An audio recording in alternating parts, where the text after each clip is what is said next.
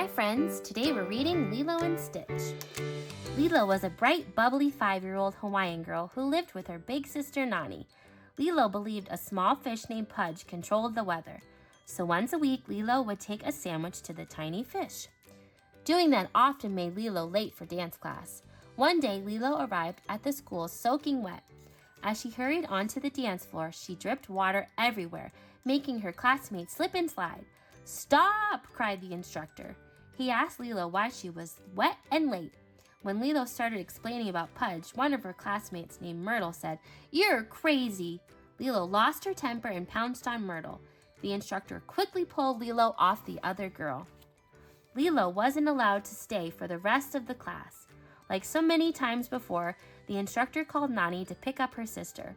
But when Nani arrived at the school, Lilo had already left. Lilo made her way back to her messy home. Once she got home, Lilo lay on the floor listening to Elvis music and feeling lonely. Just then, a social worker named Cobra Bubbles arrived. When he saw the mess in the house, he told Nani that she had 3 days to prove that she could care for Lilo on her own.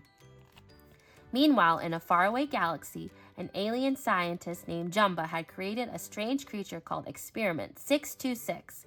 But 626's destructive ways had landed him in prison, and now he had escaped. The Grand Councilwoman sent Jumba and his new partner Pleakley to capture 626 and bring him back. That night, back on Earth, Nani and Lilo noticed a burning object that lit up the sky. "A falling star!" Lilo shouted excitedly. Wanting to make a wish, Lilo pushed Nani out of the door. Nani stayed nearby and listened as Lilo said, "I need someone to be my friend. Maybe send me an angel, the nicest angel you have." But the burning object wasn't a falling star at all. It was 626's spaceship heading straight for Earth. When it landed, 626 stepped out and cackled with delight. Then he headed down a dark road and was hit by a truck. But 626 was okay and was brought to an animal rescue center. The next morning, Nani and Lilo headed to the animal rescue center to find a pet for Lilo. Nani hoped this would make Lilo feel less lonely. As Lilo came in, 626 tried to look as much like a dog as he could. 626 figured Lilo was his only way to escape from Jumba and Pleakley. So 626 hugged Lilo and won her heart. "What is that?" Nani cried when she saw 626. "A dog, I think," the rescue lady answered nervously. Despite Nani's protest, Lilo insisted on adopting her new dog. She named him Stitch. As Lilo, Nani, and Stitch left the animal rescue center, Jumba and Pleakley were watching. They were waiting for the right moment to capture 626. After Nani left for work later that morning, Lilo tried to train Stitch to fetch. But Stitch didn't want to be trained, and Lilo ended up fetching for Stitch instead. Later, as they took a walk, Lilo bought 2 snow cones. Stitch ended up dumping his on the head of a small dog. Stitch wasn't exactly what Lilo had expected. Dressed as tourists, Jumba and Pleakley continued to wait for the best moment to capture 626. That evening, Lilo and Stitch sat in the restaurant where Nani worked. Lilo colored a picture in her drawing book and then showed Stitch. "This is you," she told him. "This is your badness level. It is unusually high for someone your size. We need to fix that." Jumba and Pleakley were at the restaurant too. They lured Stitch over to their table with some food, and Jumba grabbed Stitch.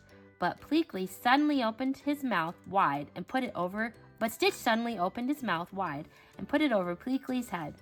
The restaurant owner heard the commotion and pointed to the door.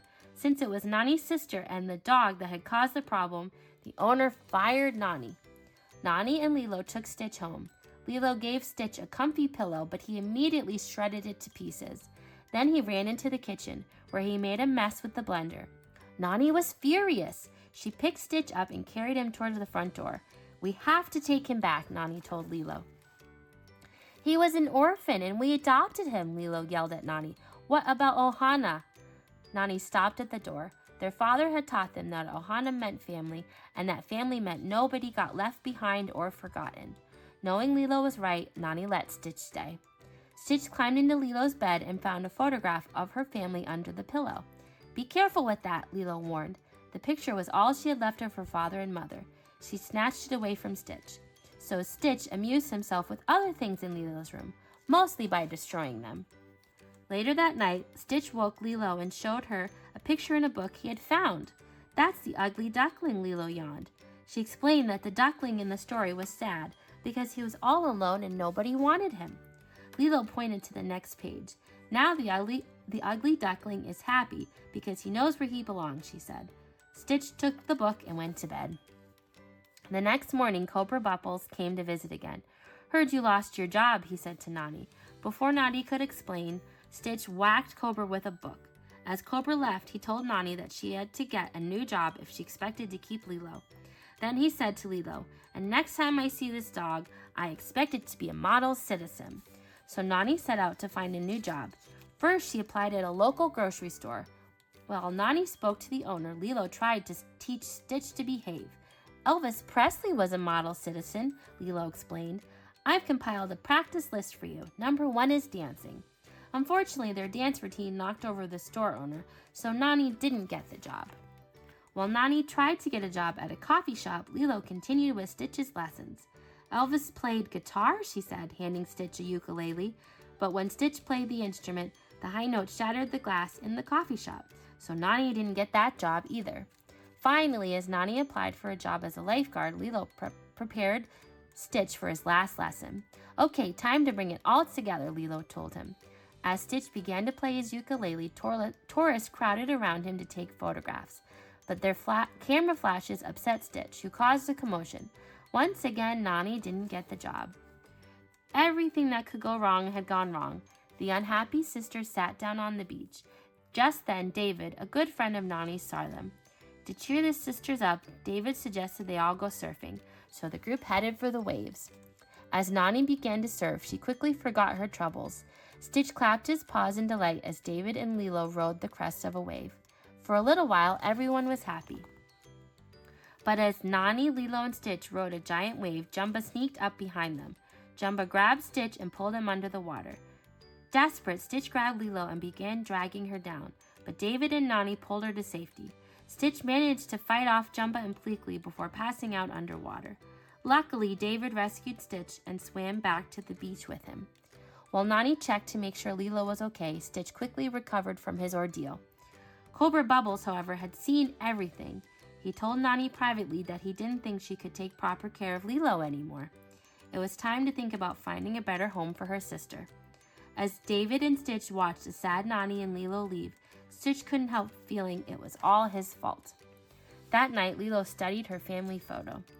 "Our family's little now, but if you want, you could be a part of it," she said to Stitch. Stitch wanted to belong, but he knew he had already caused too much trouble. He climbed out of the window into the night. Stitch walked into the forest carrying Lilo's storybook. He felt just like the ugly duckling in the book, all alone. "I'm lost," he shouted at the top of his voice. The next morning, Pleakley's space phone rang. It was the Grand Councilwoman.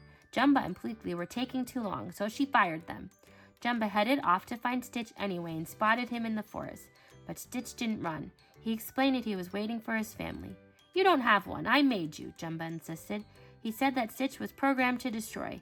He can never belong. Stitch dropped his book and ran. At the same time, Lilo joined Nani in the kitchen for breakfast. "Stitch left," Lilo said sadly. Nani comforted her and got ready to break the news about how they had to live apart. At that moment, David burst in to tell Nani he had found her a job. This was Nani's last chance to keep Lilo. So Nani and David hurried out the door and told Lilo to stay inside and to not let anyone in. Stitch raced toward Nani's house with Jumba right behind him. Once inside, he and Jumba fought fiercely, destroying most of the house. Frightened, Lilo ran to the phone and called Cobra Bubbles. "Aliens are attacking my house," she cried. "They want my dog." Meanwhile, Nani got a job at the general store. As she left, a fire engine raced past them towards Nani and Lilo's house. Fearing the worst, Nani ran home. Cobra Bubbles was already there with Lilo in his car. Nani begged Cobra not to take Lilo from her. Cobra just pointed to the ruined house and shook his head.